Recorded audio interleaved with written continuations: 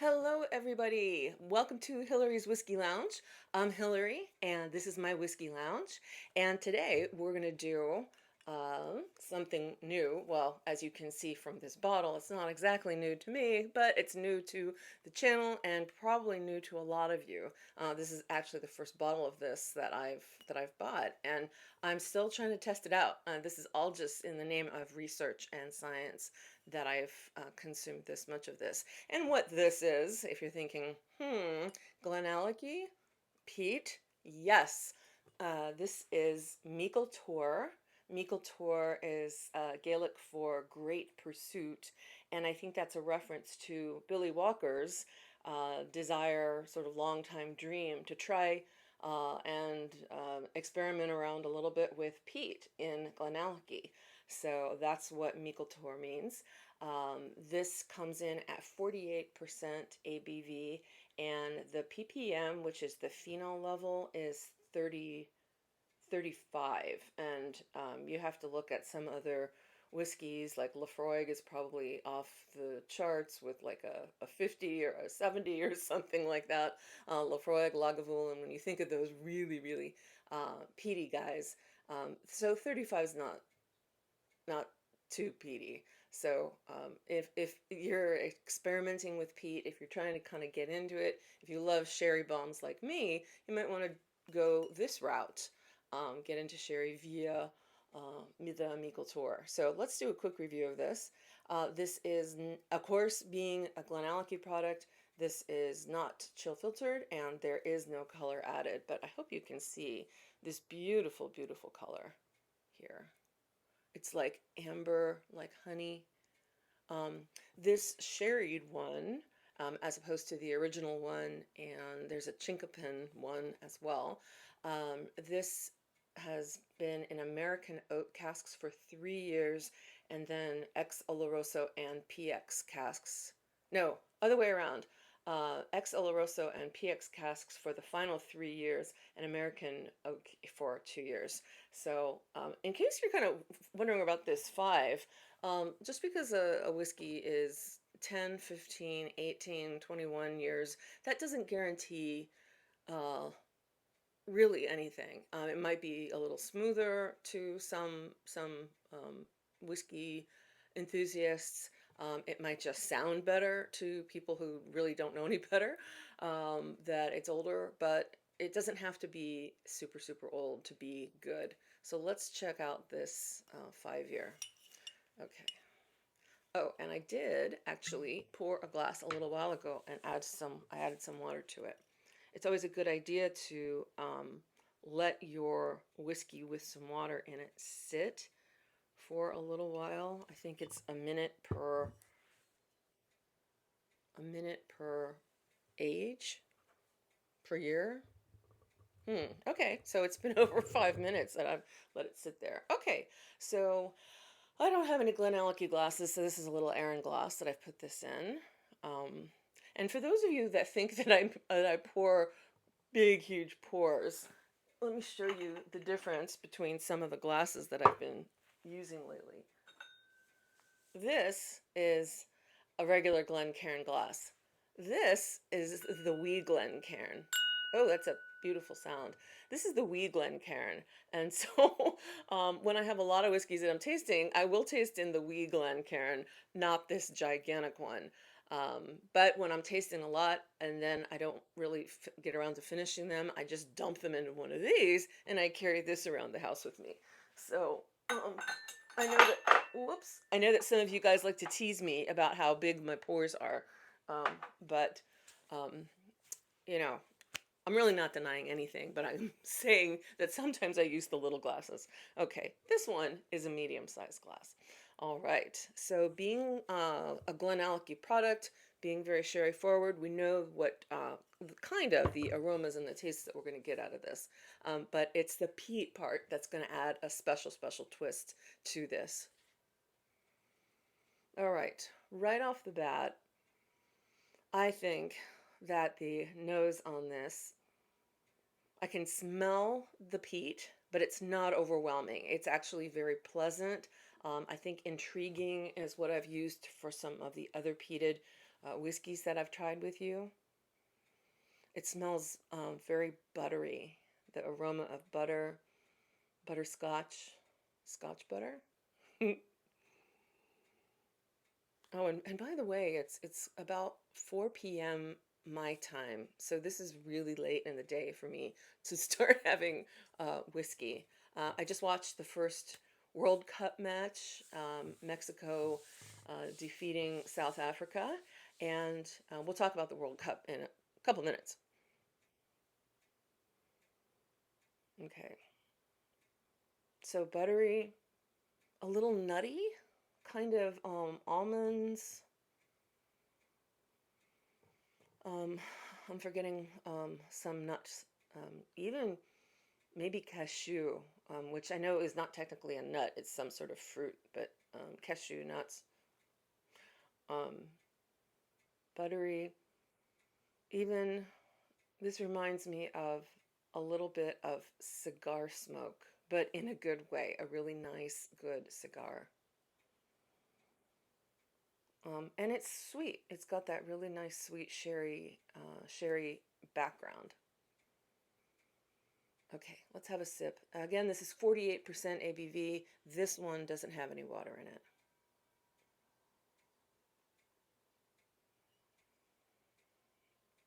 Mm, mm. Okay, wow.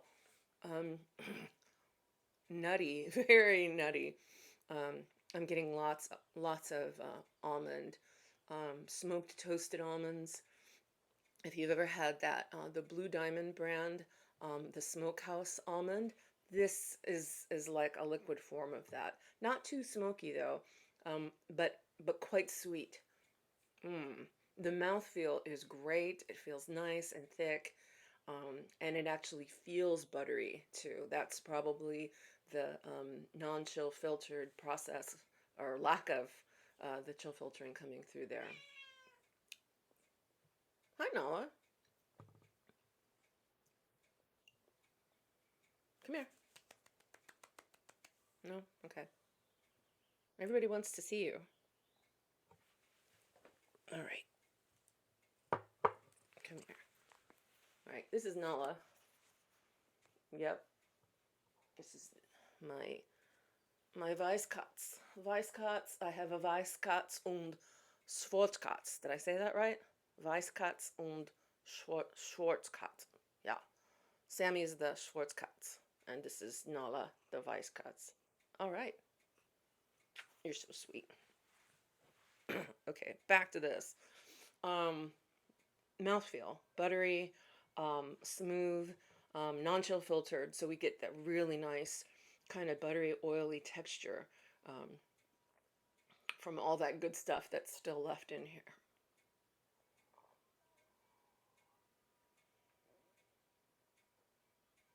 Mm. The development takes a little while, but then you really, really get that almond, that smoky almond flavor. The finish gives you a little hint of um, something spicy, something slightly um, maybe anisey, licorice like, and very nice light wisp of smoke.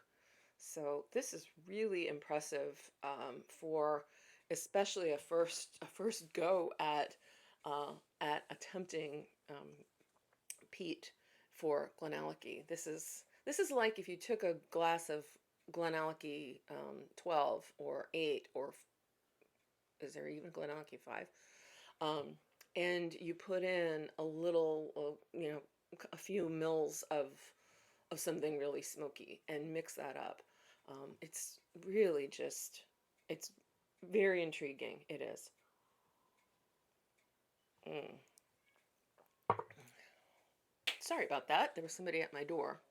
Um, okay, so the finish, um, a little wisp of smoke, some anise, a little spiciness.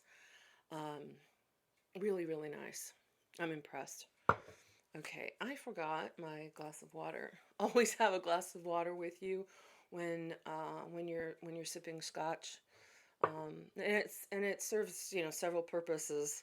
Um, the most important is so you're not getting dehydrated, you're not going overboard with alcohol.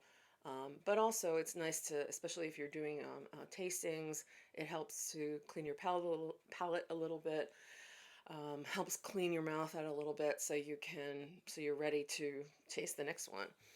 Okay, but I'm not going between many different flavors right here. I'm just going from water to, I mean, no water to water. I'm seeing a little beginning. You probably can't see this, but a little beginning of Scotch mist in here.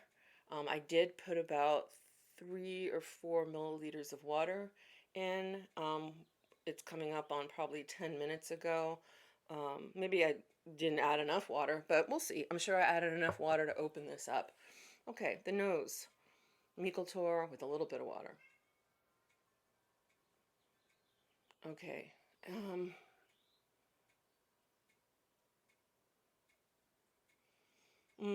okay, it's gone from a smoky, um, cigar-ish, buttery-ish aroma to something that's slightly medicinal. Again, that medicinal aroma is intriguing, and if you haven't experienced it yet, it's sort of like, remember when Band-Aids or plasters used to come and they were plasticky, and they kind of smelled like Band-Aids? That's what this smells like. So it's not exactly medicinal, but it's first aid smelling. It is very intriguing. It is. It's still got that smokiness. A little bit of the sherry is coming through, but I would say some burnt Band-Aids or burnt plasters. Okay, let's taste this.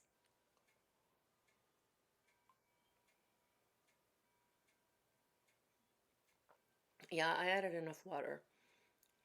I think I severely diluted it, but I'm getting that almond straight through, but yet sweet with the PX and the Oloroso sherry still in the background. It really did quite open it up, and it really decreased the smoke, the peatiness. I'm serious. This, if you're thinking about venturing into the world of peated whiskey, maybe you had it once before and it frightened you, or it was just too smoky, too peaty for you. You know, like if you just tried Lafroig out of the blue, and that kind of freaked you out a little bit. Go with something easy. Go with something that, again, I call sort of baby peat. Go check out my baby peat series that I did a couple months ago, maybe working on 2, 3 months ago. I did a whole bunch of baby peat, and I think I did a top 5 or top 6. But this one was not in that collection. It wasn't in that list, but this is really good stuff. So GlenAllachie, Peated GlenAllachie, Meikle Tòir. All right. Mm. The spicy finish is still there, but really I'm overwhelmed. Not overwhelmed, but whelmed in a good way, with the smoky almond aromas and that sherry in the background. It's really impressive stuff. I think, Mr. Walker, you did a great job. I think that your great pursuit has come to fruition. I really do. Thank you so much for this. You know, my son's name is not Billy, but William. So the Williams, the Billies of the world are excellent people. Mm. Okay, I do have a GlenAllachie. I want to show this to you. Uh, I have a special GlenAllachie. This is a 17 that I got at the distillery when I was there last summer. But this is something. Come on.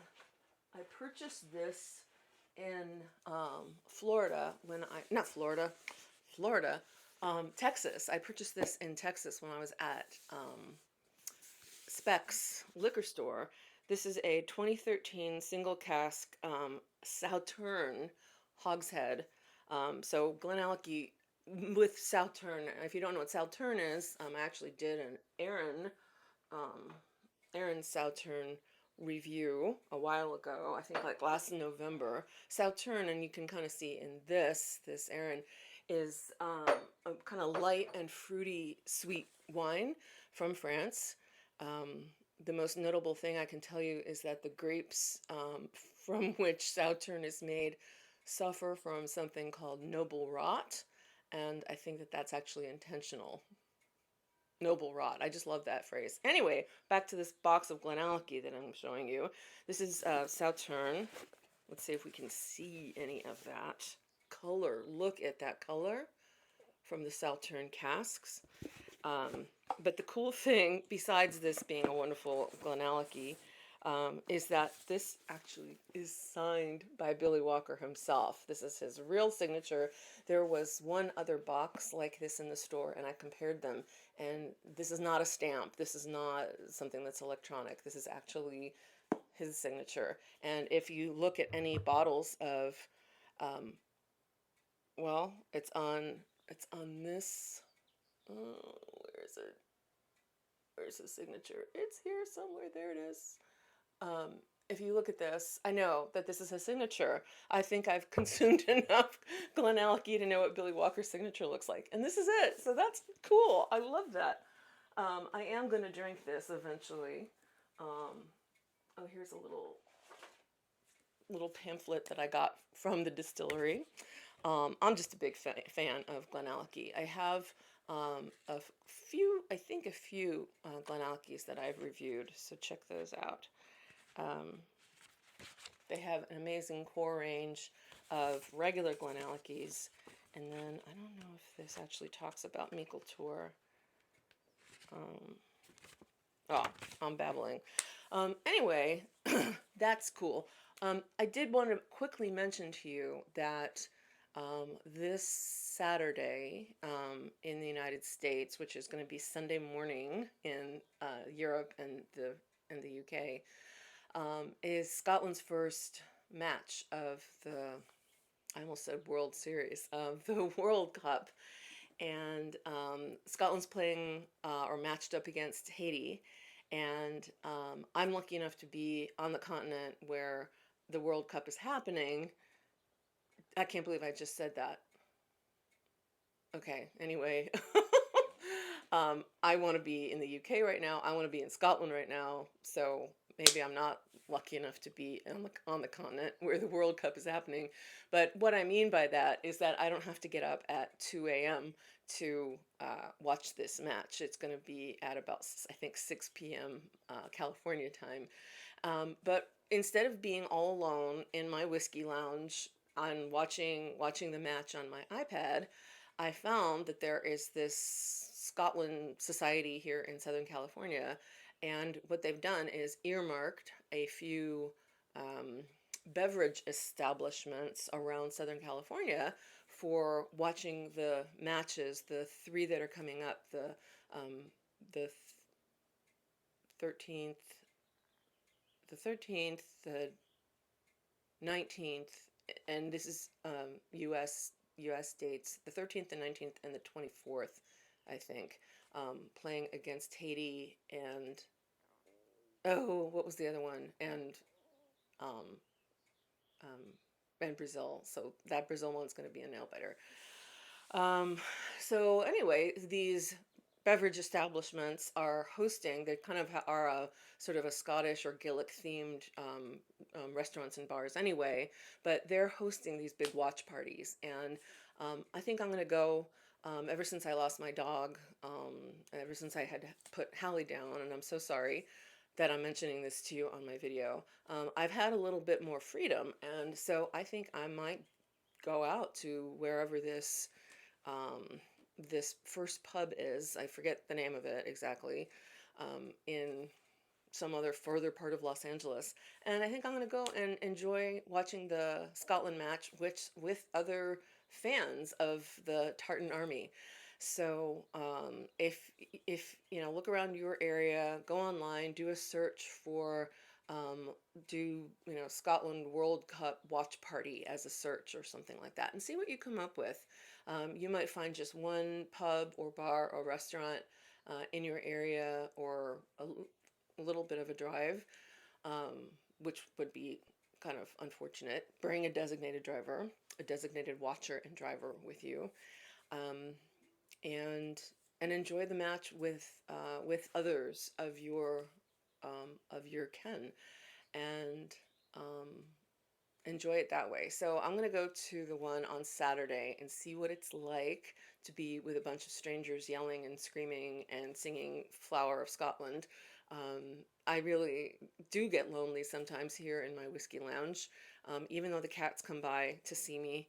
Um, I think it'd be fun to do that. So that's the weird thing from my lounge this week, is just the idea of going to see World Cup matches, especially when you know that we've got these three for sure coming up of the group rounds of the group round, before the knockout round starts. So, um, oh, what was that middle? I forget what the middle game is, the middle match. So Haiti's coming up, Brazil's coming up, and then something in the middle is coming up. But do see if you can find some a local pub in your area, and join them. Join some Scotland fans. So anyway, I'm kind of babbling about this. I had a lot of fun watching the Mexico game. Ole Mexico, and congratulations for winning. And sorry, South Africa, you're going to get another chance. You're going to get a couple more chances, but stop those red cards. All right, I'm really babbling. If you have watched this far, I really, really thank you for watching my video. Please like and subscribe. I'm trying to get to 1,000 subscribers, which would mean the world to me and make such a difference for my channel, to really have it take off. If I had 1,000 subscribers, it's a YouTube thing. Um, and share my video with some of your friends, whether they are starting their whiskey journey, whether they're afraid of whiskey, or if they say they don't like whiskey, then maybe we'll change their minds a little.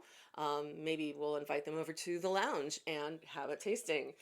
Um, or if they're beginners, if they're scared of whiskey, or even if they're enthusiasts, I love to hear what some of my enthusiasts, um, compadres, say about my videos or about the whiskeys they've had. I've had some really, really good comments, and very helpful as well. So I want to thank you guys so much for watching, and Slunjava.